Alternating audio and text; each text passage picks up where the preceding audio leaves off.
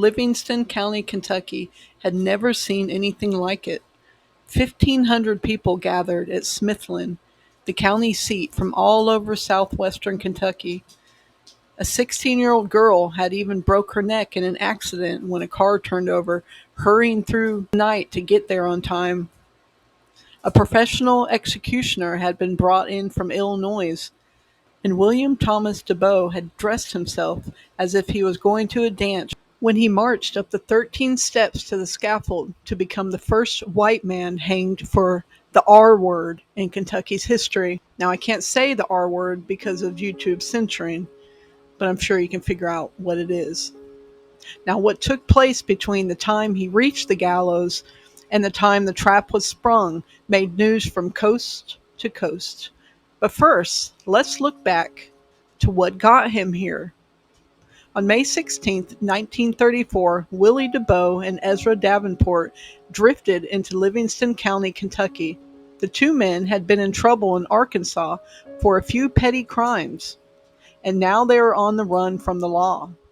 They came to the house of a Livingston County merchant named Mr. Johnson. They knocked on his door asking for help. Willie and Ezra told the Johnsons that they were out of gas and asked if they would open his nearby store to allow them to refuel. The merchant did not recognize the two men and was hesitant at first, but after a conversation with the smooth-talking Willie, he decided to take them into his store. Always trust your gut instinct, people. Now, after Mr. Johnson opened up his store, Willie and Ezra pulled out a gun and robbed the store, taking merchandise off the shelves. Following the robbery, Willie and Ezra forced Mr. Johnson to return back to his house, where they demanded supper. The two men rummaged the house searching for money, but all they found was a Sunday school collection. "Pocket the money," Ezra said. However, Willie refused to take the church money, telling Ezra that he was raised by a good Christian mother. But they weren't satisfied with their plunder. Ezra forced the merchant back to his store to rob more goods and left Willie at the house with the merchant's pregnant wife and two children. While Ezra was gone with the merchant, Willie is said to have assaulted and R-worded the merchant's wife while her two children cried for her in the next room. Ezra soon returned and picked up Willie as they escaped in the merchant's car, which was later found abandoned in Lyon County. Livingston County Sheriff George Heater was contacted by the victimized merchant, and a manhunt was organized for Deboe and Davenport. A week later, a farmer in Lyon County reported to local officials that he had been robbed by two men while his wife was attacked, and that was the two men that took off in his car heading south. On June 2nd, an elderly woman was found brutally beaten in her grocery store, and a few hours later, Willie and Ezra were arrested and lodged in Dyersburg Jail. Officials in Livingston County were contacted by Sheriff Heater, and Mr. Johnson and his wife made the trip to Bogota to identify Willie and Ezra. 3 days later, a violent mob raided the Dyersburg jail, looking to take the law into their own hands and bring vigilante justice. Officials covered the two prisoners in sheets and whisked them down to Memphis for safekeeping until a trial could be held. Soon after, Livingston County Circuit Judge Charles H. Wilson called a special session of Circuit Court, and the two men were eventually indicted. Ezra was indicted on 3 counts of robbery and 2 counts of aiding and abetting, while Willie was charged with 3 counts of robbery, 2 counts of assault, and the R word. The men were extradited back to Kentucky to await trial and kept in Eddyville Penitentiary. Now, we go back to Willie, who sits a few hours before his final destination on Earth. Willie claims he isn't afraid to die 2 hours before he's set to hang till dead at the eerie time of daybreak.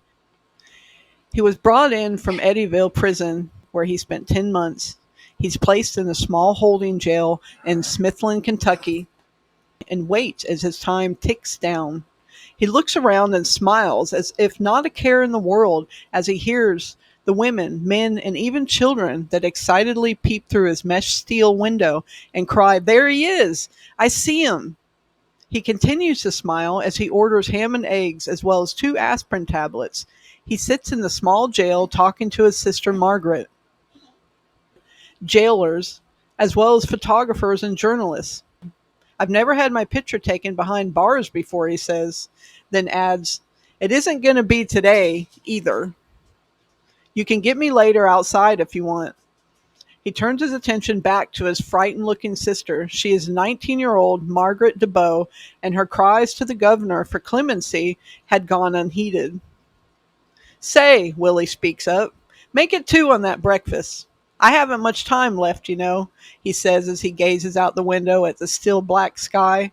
Then he began to respond to reporters' questions. Oh, the jury, he repeats. I looked at the jury after they gave the verdict. They look like those sheep-killing dogs after they've been out all night. But that's okay. I'm ready to go, he said confidently. The reporters began to ask questions all at once, and he answered them one at a time before stating, they think I'll get weak once I'm on the trap door, but not Willie Deboe. No, I'll go down a swinging. Now soon it's time, and Willie is whisked into a car. As he rides, he exclaims, it sure is nice to get fresh air. After 10 months in a 6x10 cell, you really appreciate the fresh air. Now, Kentucky law specified at the time that people that committed R-word was to be hanged and not electrocuted in the county where the crime was committed. And since Livingston County Jail is not big enough to accommodate a scaffold, Deboe's execution took place outside in the jail yard. The surrounding fence was so low that the gallows was in plain view of the crowd. Willie was then read his death warrant before making the 13 steps slowly up the gallows. He told his father and sister, brace up, it isn't as bad as you think. Willie then smiled and nodded to friends and neighbors and remarked again, the fresh air do feel good. The sheriff then gave him 30 minutes in which to speak his last words. So he started. I tell you, I was a robber and not an R-worder, 23-year-old shouted. I haven't got justice. He looked down at his trembling old father, whom someone was holding up, and on his red-eyed sister, who had spent 3 days trying to get Governor Lafone to pardon her brother. I don't see that woman around here. Where is she? He said. Is Mrs. Johnson in the crowd? 9 times Willie called for Mrs. Johnson, who was his accuser. Is Mrs. Johnson here? Willie asked. An almost oppressive hush falls, and every eye is on the tall, black-haired man. Hundreds notice the black straps that grip his arms and legs, but most of all, they notice no tremor in his voice. He was so confident. I say once more, is Mrs. Johnson here? Willie repeated. See, she wouldn't come. She didn't come. Yes, she's here, answered a voice from the back of the crowd, which was soon identified as Mr. Johnson, the merchant, and the husband of the victim. Willie soon spots Mrs. Johnson, and with effort he brings up his cuffed, strapped arms a bit, seeking to level them at the woman. He cries bitterly, well, Mrs. Johnson, are you happy that I'm here? The hush deepens on the crowd. Mrs. Johnson pales and stares at the man who stands on the steel trap.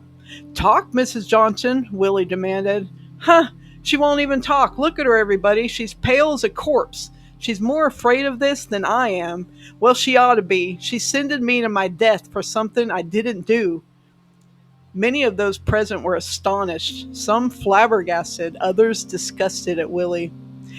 Willie went on. If I had $500 to give her, she would not have made those charges. She's a cold-blooded murderer. Not for $1,000, rejoined scrawny Mrs. Johnson as she gave her fur around her neck an impatient jerk. You would too, he said. No, I wouldn't, she said. Deboe began abusing the prosecutor now and the witnesses at his trial, scolding the women in the crowd for coming to see this, warning the men against having a wrong life and keeping bad company. Singling out a relative of Mrs. Johnson, he rebuked the man for trying to get the jury that convicted him. Eventually, the sun climbed higher in the sky. His 30 minutes were up, and Willie kept talking. And you people up here in Livingston County, I'm glad I'm not going to have this dirt in my face. I'm going to sleep in McCracken County. Now, I'm not sure what that means. Maybe where he's going to get buried. Finally, he stopped. I have to tell you all goodbye, he concluded. It's time. Now take your time, he told the sheriff. Do a good job with that knot now. Goodbye, sister, he shouted. Swoosh, the body fell. The rope jerked tight. Then it spun a little. The toes of Willie's shiny shoes posed a few inches above a puddle of water in the pit beneath the gallows.